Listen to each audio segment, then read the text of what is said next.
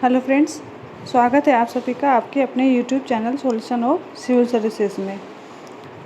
ये जो क्लास है ये आपका जेपीएससी पीटी में जीएस पेपर 2 की क्लास है। जीएस पेपर 1 में आप सभी जानते हैं कि जो जनरल सब्जेक्ट्स होते हैं अदर पीसीएस में या यूपीएस में वो सारे सब्जेक्ट्स हैं like history, geography, polity, economics, environment and other subject जो होते हैं मिसलेनियस, वो सारे कुछ आपको जीएस पेपर 1 में मिलेंगे। जीएस पेपर 2 में आपको झारखंड स्पेसिफिक सारे सामान्य ज्ञान जो होता है वो आपको झारखंड स्पेसिफिक मिल जाएंगे। ठीक है, स्टार्टिंग हो जा रहा है आपका झारखंड का। जो पॉइंट नंबर ए है ये झारखंड का इतिहास है जिसमें से 8 प्रश्न आने वाले हैं और ये आपको टोटल 8 2 16 मार्क्स के होंगे।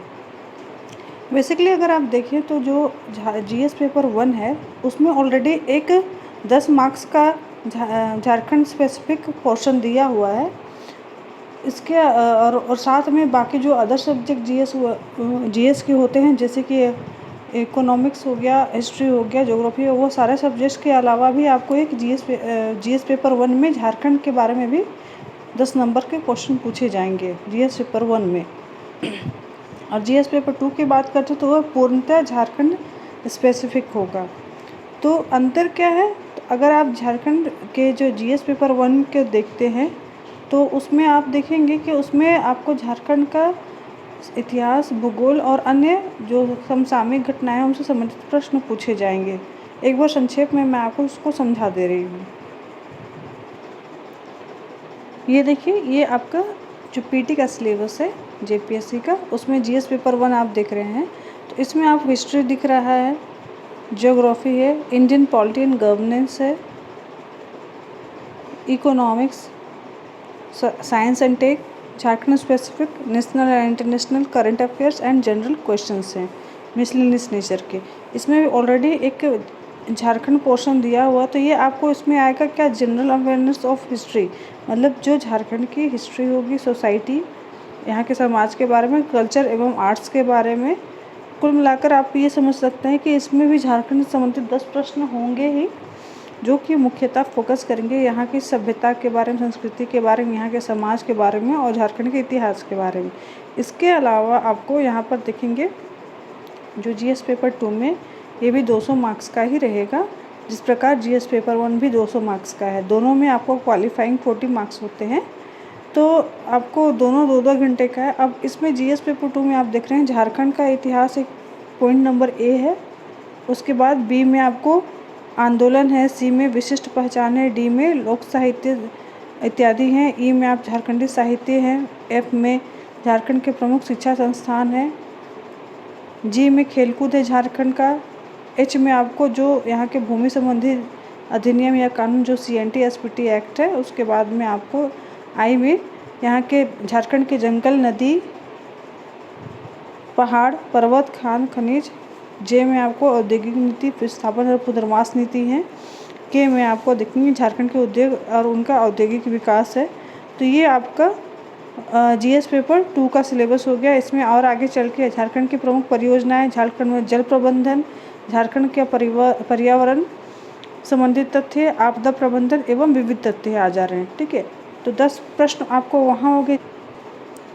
जीएस पेपर 2 में भी ये सारे प्रश्न आ रहे। अब हम लोग आज का जो वीडियो है ये आपको पॉइंट ए, जीएस पेपर 2 के पॉइंट ए से स्टार्ट हो रहा है और ये कंटिन्यूसली आपको आगे बढ़ते चला जाएगा।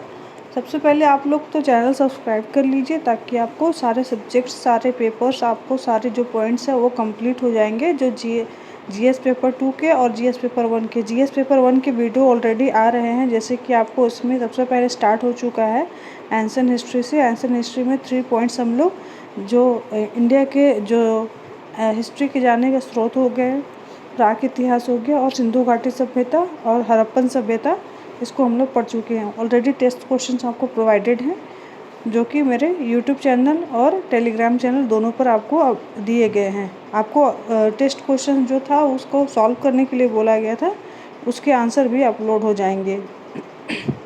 तो आज हम लोग जो वीडियो प्रोवाइड कर रहे हैं ये है आपका झारखंड के इतिहास में, जिसमें कि आपको इन सभ्यताओं की शासन व्यवस्था के बारे में हम लोग पढ़ेंगे। एक्चुअली यहाँ पर झारखंड का इतिहास लिख रहा है, बट आप शायद इसको समझेंगे तो ये एक्चुअली यहाँ पर जो झारखंड में जनजातीय शासन व्यवस्थाएं, विभिन्न प्रकार की जो जनजातीय शासन व्यवस्था है, क्योंकि झारखंड एक जनजातीय बहुल क्षेत्र है, ठीक है। तो जनजातीय बहुल क्षेत्र में जो प्रमुख जनजातियों की शासन व्यवस्था क्या रही है उनके बारे में पूछा गया है। ये एक्चुअली में झारखंड का इतिहास नहीं है, झारखंड का इतिहास के बारे में आपको यहाँ पर पूछा जाएगा ऑलरेडी। देखिए यहाँ पर झारखंड के इतिहास के बारे में यहाँ पर डिटेल्स में जो क्वेश्चन आएगा आपको यहाँ से आएगा।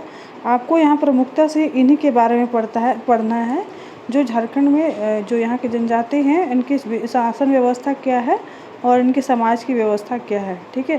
तो सबसे पहला पॉइंट हम लोग ए नंबर आज स्टार्ट कर रहे हैं। इसके 2 वीडियो आएंगे, एक वीडियो में कंप्लीट करना पॉसिबल नहीं है। उसके बाद झारखंड आंदोलन के बारे में पढ़ेंगे। तो आइए स्टार्ट करते हैं।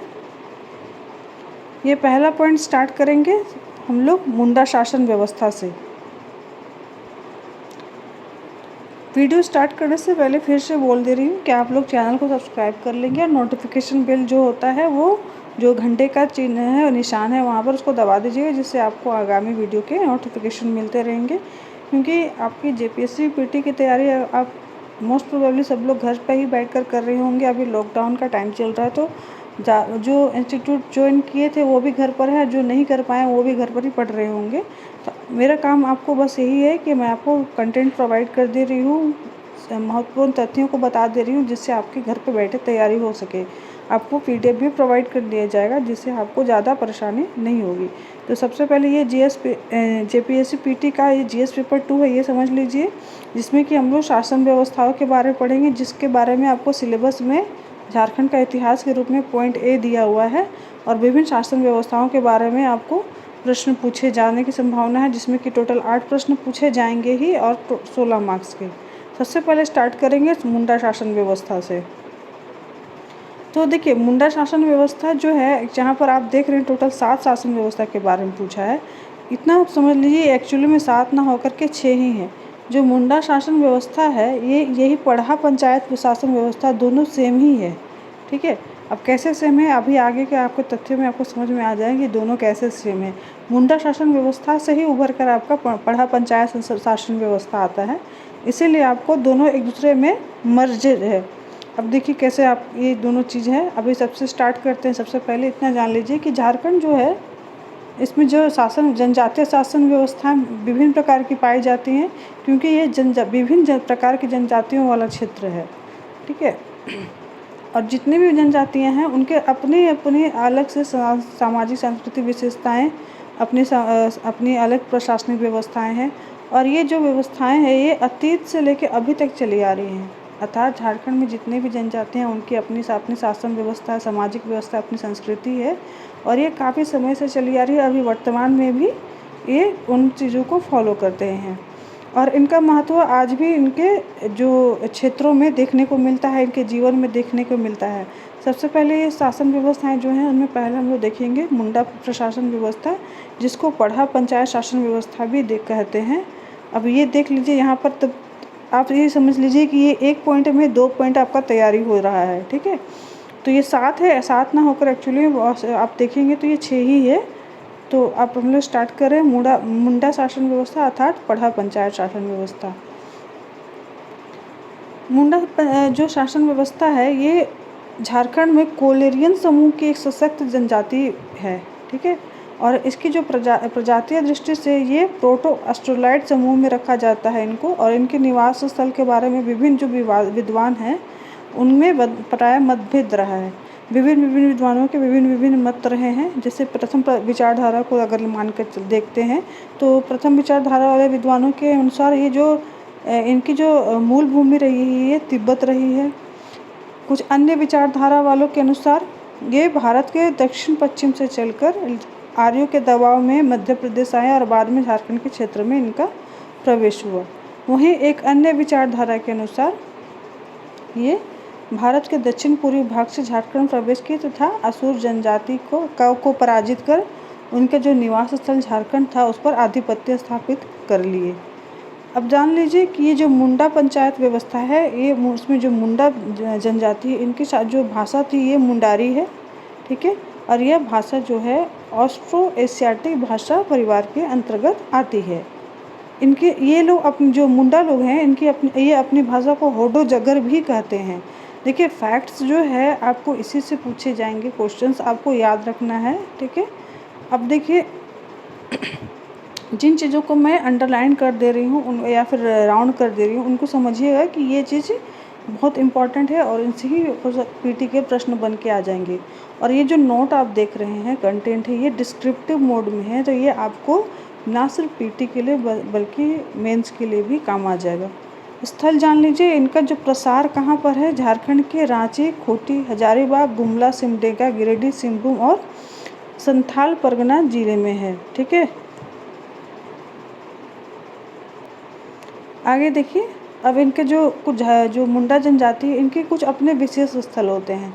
एक तो आप लोगों ने बहुत सुना ही होगा, फेमस है सरना, ठीक है। सरना वह स्थल होता है जहाँ पर इनके ग्राम देवता निवास करते हैं। प्रायः अगर झारखंड के रहने वाले लोग हैं वो उन्होंने देखा होगा बहुत जगह सरना स्थल का चिन्हित किया हुआ रहता है, जहाँ पर प्रायः आप देखेंगे लाल और सफ़ेद रंग के धारीदार झंडे, त्रिकोणीय झंडे को स्थापित किया हुआ रहता है। नेक्स्ट देखेंगे अखड़ा। अखड़ा वह जगह होती है जहाँ पंचायत की बैठक होती है, ठीक है, और रात्रि में युवक युवतियाँ एकत्र होकर नाचते। या प्रायः जो सांस्कृतिक महोत्सव होते हैं इनके उन्हीं पर्वों में इनका जो नाच गान का कार्यक्रम किया जाता है अखड़ा में, ठीक है। उसके अलावा देखेंगे शासन, जो कि समाधि स्थल होता है। यहाँ पर शवों को दफनाया जाता है। समाधि स्थल पर पत्थर के सील रखे जाते हैं जिसे शासन दीरी भी कहते हैं। तो 3 विशेष स्थल हो गए, सरना, अखड़ा और शासन, ठीक है। सरना जो कि क्या होता है, यहाँ पर ग्राम देवता निवास करते हैं। अखड़ा जहाँ पंचायत की बैठक होती है एवं जो परंपरागत त्यौहार होते हैं उसमें नाच गान भी किया जाता है। और शासन होता है समाधि स्थल जहाँ शवों को दफनाया जाता है। अब आए मुंडाओं की आजीविका के बारे में हम लोग जानेंगे। तो मुंडा जनजाति गांव में युवा गृह को गिती ओड़ा कहते हैं, गिती ओड़ा, ठीक है। और जो झारखंड क्षेत्र में जब मुंडाओं का प्रवेश हुआ था तो वे आजीविका के लिए क्या किए थे, कृषि जो जंगलों को साफ कर लेते थे, उसके बाद वहाँ पर कृषि कार्य करने लगे और स्थायी रूप से निवास करने के लिए वहाँ पर अपने तरह से समझ सकते हैं कि व्यवस्था उन लोगों ने बना लिया। साफ सुथरा करने का सिर्फ यही पर्पस नहीं था कि वे कृषि कर सके, बल्कि वहाँ पर अपना घर बनाने के लिए भी उन लोगों ने या फिर स्थायी निवास करने के लिए भी उन लोगों ने व्यवस्था कर ली। अब जो उनके द्वारा जो बनाया गया जो खेत बना था अर्थात जंगलों को जो वो खेत बनाए तो उसको खूट कट्टी खेत कहते थे। और वहीं पर जब वो जो गांव बसाए जहाँ पर रहने के लिए स्थायी रहने के लिए जो गांव बसाए उसको खूट कट्टी गांव कहने लगे। और जो खेत बनाने वाले जो थे या फिर जो गांव बसाने वाले लोग थे ये खूट कट्टीदार कहलाते थे। अर्थात अब यहाँ पर समझ लीजिए खूट का अर्थ होता है एक परिवार। खूंट आप समझ सकते हैं, खूंट ऐसा भी एक वो भी होता है जो जहाँ पर एक खूंटा गाड़ दिया जाता है इसको, जहाँ पर जानवर को बांध दिया जाए, जहाँ अर्थात वहाँ पे एक तरह से समझिए वहाँ बंधन का निर्माण किया जाता है।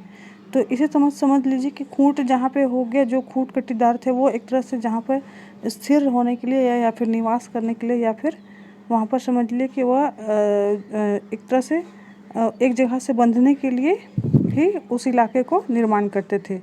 तो खूंट समझ गए होंगे खूंट एक्चुअली में किस तात्पर्य से ये इस्तेमाल हुआ है। प्रशासनिक व्यवस्था के बारे में समझिए। जो मुंडाओं की जो प्रशासनिक व्यवस्था थी ये खूंट कट्टीदार व्यवस्था ही थी, जिसमें प्रत्येक खूंट अपने जंगल और ज़मीन का मालिक होता था, ठीक है। और जो वहाँ पे जैसे जैसे झारखंड यहाँ पे जो इनकी जनसंख्या बढ़ती थी और जगह की कमी होने लगती थी तो खूंट कट्टीदारों ने आसपास में ही नए गांव बसाने लगे। ये देखिए व्यवहारिक रूप से तो ऐसा होता ही है कि अगर एक जगह की कमी होने लगती है, लोग बढ़ने लगते हैं तो आसपास की जो ज़मीन होती है उसको लोग अधिग्रहित कर लेते हैं। आसपास की जो ज़मीन है उस पर लोग कब्जा कर करके नए नए घर बनाने लगते हैं। तो इस प्रकार की जनजातीय इस जो मुंडा जनजातीय व्यवस्था में भी यही चीज़ हुआ करता था। अब देखिए ये जो गांव नए बसते थे ये नए भले होते थे किंतु इस गाँव की सामाजिक सांस्कृतिक धार्मिक एवं राजनीतिक व्यवस्थाओं का संचालन उसी पैतृक खूंट कटीदार गांव से ही होता था। अभी भी देखिए क्या होता है, अगर मान लीजिए आप कि एक राज्य से दूसरे राज्य बस जाते हैं, ठीक है, तो क्या अपने जो मूल संस्कृति है उसको क्या छोड़ देते हैं? नहीं छोड़ते हैं। तो उसी प्रकार ये खूंट कटीदार में भी अगर एक ज़मीन से लोग दूसरी ज़मीन पर बसते थे, किंतु अपनी सामाजिक जो सांस्कृतिक जो व्यवस्था थी उसको अपनाए ही रहते थे। ऐसे गाँवों की संख्या जब अधिक हो जाती थी तो इन खूंट कटीदार गाँवों की पंचायत व्यवस्था विकसित हुई, ठीक है, और ऐसे विभिन्न गाँवों को जोड़कर पढ़ा का निर्माण हुआ। अब यही चीज़ मैं बता रही थी कि पढ़ा पंचायत और कूट और मुंडा पंचायत में क्या समानता है। तो एक्चुअली जो पढ़ा पंचायत व्यवस्था है वो मुंडा पंचायत व्यवस्था से ही आगे निकल के आई है, ठीक है। इसलिए दोनों को मिलाकर एक बोल सकते हैं या फिर दोनों को आप खुद से भी यहाँ पर से अलग अलग बांट सकते हैं। इसको मैंने इसलिए यहाँ पैरा बना करके बांट दिया है। अब देखिए मुंडा पंचायत जो जनजाति थी उनमें प्रत्येक गांव का एक पंचायत होता था जिसका प्रमुख मुंडा होता था, और ऐसे कई ग्राम पंचायतों को मिलाकर एक पट्टी बनाया जाता था जिसका प्रमुख मानकी होता था, और कई पट्टियों को मिलाकर पढ़ा बनता था। अर्थात जो मुंडा पंचायत है वो आगे जाकर जब विस्तृत होकर ये पढ़ा पंचायत के रूप में परिणत हो जाती थी, और ये इसी पढ़ा पंचायत का जो प्रमुख होता था उसको पढ़ा राजा कहते थे। तो आपने पहले पैराग्राफ में आपने मुंडा पंचायत के बारे में जान लिया। अब यहाँ से आगे ये विस्तृत होकर पढ़ा पंचायत में परिणत होती है। यहाँ से पढ़ा पंचायत स्टार्ट होता है। तो पढ़ा में क्या होता था कि प्रायः एक ही कुल के सदस्य होते थे और इनका भी एक पंचायत होता था जो कि पढ़ा पंचायत कहलाती थी। इस पंचायत में जो 5 कार्यपालक अधिकारी होते थे वे राजा के अधीन कार्य करते थे, और ये अधिकारी कौन कौन थे? दीवान, ठाकुर, पांडे, कर्ता और लाल। फिर से याद करिए, दीवान, ठाकुर, पांडे, कर्ता और लाल। और ये सभी पद वंशानुगत होते थे, अर्थात इनके जो वंश का अगर एक व्यक्ति दीवान है तो उसका पुत्र वंश बनेगा, फिर उसके पुत्र के बाद उसका भी पुत्र वंश आगे दीवान बनेगा। इस प्रकार से ये वंशानुगत हुआ करता था। ये लोग पढ़ा राजा की ही आज्ञा का पालन करते थे और राजा को सलाह देते थे।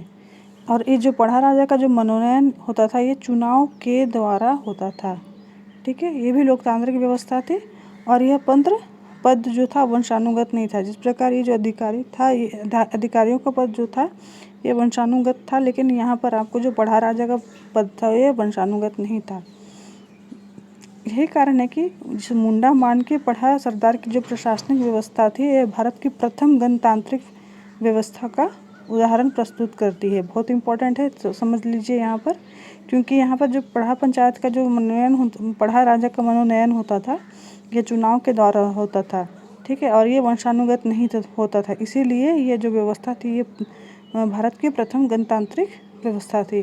प्रश्न अगर पूछा जा सकता है पीटी में कि कौन सी जनजातीय शासन व्यवस्था में आपको भारत में प्रथम गणतांत्रिक व्यवस्था का लक्षण दिखाई पड़ता है, तो आपको याद रखना होगा पढ़ा राजा या फिर पढ़ा पंचायत व्यवस्था में।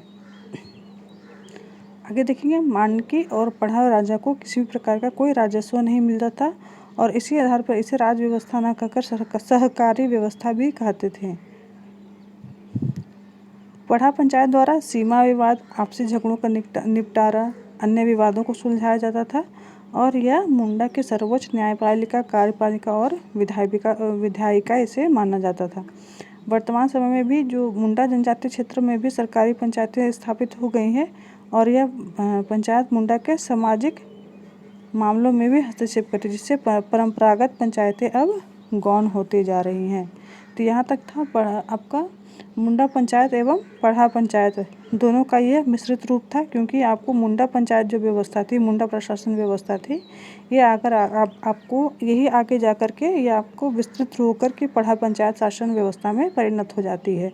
तो आपका जो ये 2 पॉइंट यहाँ पर देख लीजिए, यहाँ 2 पॉइंट था, एक मुंडा प्रशासन व्यवस्था और यहाँ पर जो 3rd नंबर है पढ़ा पंचायत, ये आपका यहाँ पर कंप्लीट हुआ। आगे हम लोग देखेंगे नागवंशी शासन व्यवस्था।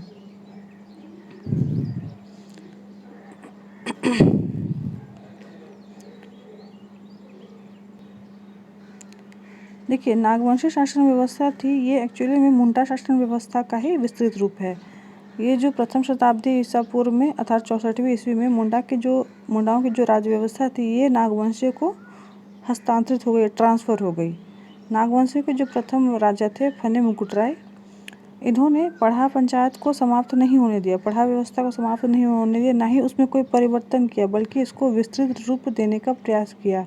और नागवंशियों के काल में भी पूर्व की कर व्यवस्था थी, भू व्यवस्था थी, शासन व्यवस्था थी, सभी मुंडाओं की तरह ही चलते थे। अर्थात उन्होंने मुंडाओं की ही जो कर व्यवस्था थी, टैक्स वसूलने की व्यवस्था थी, और जो भूमि कर व्यवस्था थी या फिर शासन प्रशासनिक व्यवस्था थी, उसी को अपनाया, ना कि नया रूप लिया, कोई नया उसमें परिवर्तन किया।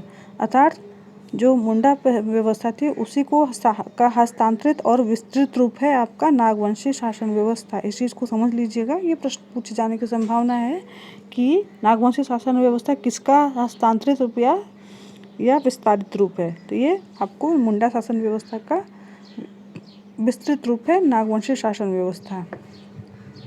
इसके शासन व्यवस्था के बारे में समझिए। इस व्यवस्था में पहली शताब्दी से लेकर 16 शताब्दी तक कोई परिवर्तन नहीं हुआ, परंतु इस परंपरा में प्रथम प्रभावकारी हस्तक्षेप मुगलों के आक्रमण के काल से अर्थात 1585 से आरंभ हुआ।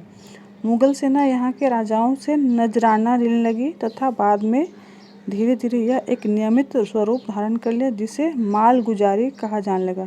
अर्थात यहाँ जो मुगलों के आने के बाद उन लोगों ने जब आरंभ में पहले नजराना लेना किया और बाद में मालगुजारी लेना आरंभ किया, उसके बाद इनके जो कह सकते हैं कि इनकी परंपरा में धीरे धीरे हस्तक्षेप आरंभ हो गया।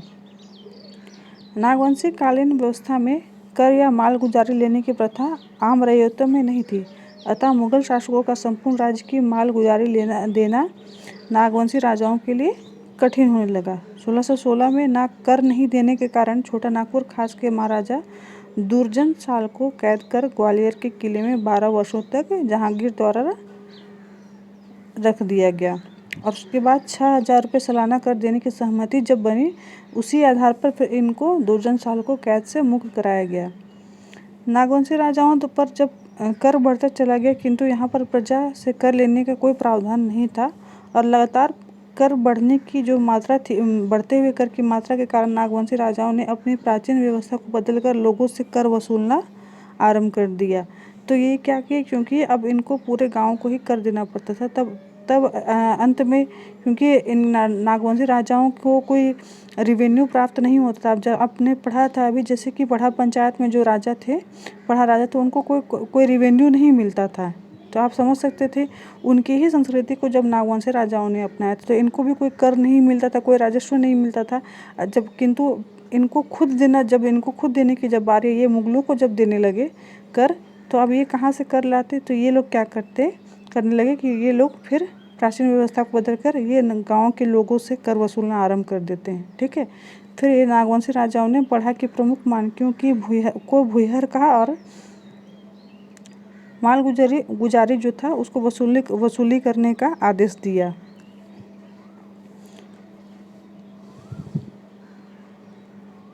नागवंशी राजाओं ने पढ़ा के प्रमुख मानकियों को यहाँ पर देख रहे हैं भूयहर कहा। भूयहर एक्चुअली में क्या है, भूयहर जो भूमिहार बोलते हैं, अभी उसका जो आप कह सकते बदलाव रूप है, ये भूमिहार है। तो ये भूमिहार कहा, और इनको ये जो भूमिहार वर्ग था, इनको ही मालगुजारी वसूली करने का आदेश दिया गया था। बाद में राजाओं ने अपने अलग जागीरदार रखे और उन्हें मालगुजारी वसूलने के लिए ये प्राधिकृत कर दिए, और इसी भूयहरों की स्थिति इससे और भी दयनीय हुई। पहले क्या होता था कि भूयहर को बोलते थे कि आप मालगुजारी वसूल करो, लेकिन उसके बाद जब अलग से जागीरदार रख दिए, तो भूयहर चूँकि अपने हिसाब से अपने लोगों को देखते हुए ही अपना लगान वसूली करते थे, लेकिन जब अलग से जो अधिकारी रख लिए गए, अलग से जागीरदार रख लिए, तो वे लोग मनमाना मालगुजारी वसूलने लगे, जिससे ये भूयहरों की स्थिति और भी दयनीय हो गई। जागीरदार कर वसूलता, किंतु वह नियमित रूप से नहीं दिया जाता था। यह तभी दिया जाता जब कोई मुगल बादशाह मांग करता था। इस अनियमित कर व्यवस्था को नजराना या पेशकश कहा जाता था। अर्थात ये जो जागीरदार था, ये तो कर तो वसूल लेता था, लेकिन वह नियमित रूप से नहीं दिया जाता। आप समझ सकते हैं कि यह एक तरह से समझिए, यहाँ पे पूरी तरह से क्या कह सकते थे कि यहाँ पे घोटाला भी कर दिया जाता था इनके द्वारा, और एक तरह से मनमाना कर भी वसूला जाता था। किंतु जो मुगल बादशाह है, उसको नियमित रूप से नहीं देने की वजह से ये लोग क्या करते थे, उसमें एक तरह से कह सकते थे गबन भी कर लेते थे, और कुछ हिस्सा अपने पास रख लेते थे और तभी देते जब मुग़ल बादशाह मांग करता था। और इस व्यवस्था को चूँकि ये हमेशा नहीं मांगी जाती थी, इस व्यवस्था को नजराना अर्थात नजराना वो चीज़ होती है या पेशकश वह चीज़ होती है जो कि मांगा जाए या फिर आपको बोला जाए देने के लिए। ठीक है। अंग्रेज़ों का आगमन मुग़लों के बाद 1765 ईस्वी में दीवानी मिलने के बाद हुआ और आते ही इन लोगों ने इस क्षेत्र को पटना काउंसिल की व्यवस्था में फोर्ट विलियम के अधीन रख दिया। इस क्षेत्र में फिर 1773 में जब कोई नियमित कर नहीं मिला तब जाकर छोटा नागपुर खास के लिए एस.जी. व्हिटली को प्रथम सिविल कलेक्टर नियुक्त किया गया। छोटा नागपुर का प्रथम सिविल कलेक्टर कौन हो गए? एस.जी. व्हिटली को। किंतु इसे भी कर संग्रहण में सफलता नहीं मिली। उसके बाद अंग्रेज़ों ने कर वसूलने के लिए कई अन्य तरीके अपनाए किंतु उसमें भी उनको सफलता नहीं मिली और कर की वसूली के नियमित वसूली के लिए 1793 ईस्वी में स्थायी बंदोबस्त के बहाने राजा महाराजाओं को जमींदार बना दिया गया और जागीरदारी प्रथा फिर बाद में जमींदारी प्रथा में बदल गई। यह एक महत्वपूर्ण परिवर्तन था। आप भारत का इतिहास पढ़ेंगे आपको जिसमें कि आपको आप आधुनिक भारत का इतिहास जब पढ़ते हैं तो उसमें आपको ये जमींदारी प्रथा के बारे में आपको बहुत अच्छी तरह से जानकारी मिल जाएगी। आपको प्राचीन भारत से लेकर जब मध्यकालीन भारत में प्रवेश करते हैं उस समय भी आपको इस प्रथा के बारे में आपको जानकारी मिलेगी। इस व्यवस्था से प्राचीन काल से चली आ रही जो मुंडाओं एवं नागवंशियों की राज व्यवस्था थी वो समाप्त हो जाती। क्योंकि ये धीरे धीरे या फिर जमींदारों तक चली जाती है, हस्तांतरित हो जाती है और उसके बाद उनका जो खुद का जो पावर था वो धीरे धीरे लुप्त हो जाता है।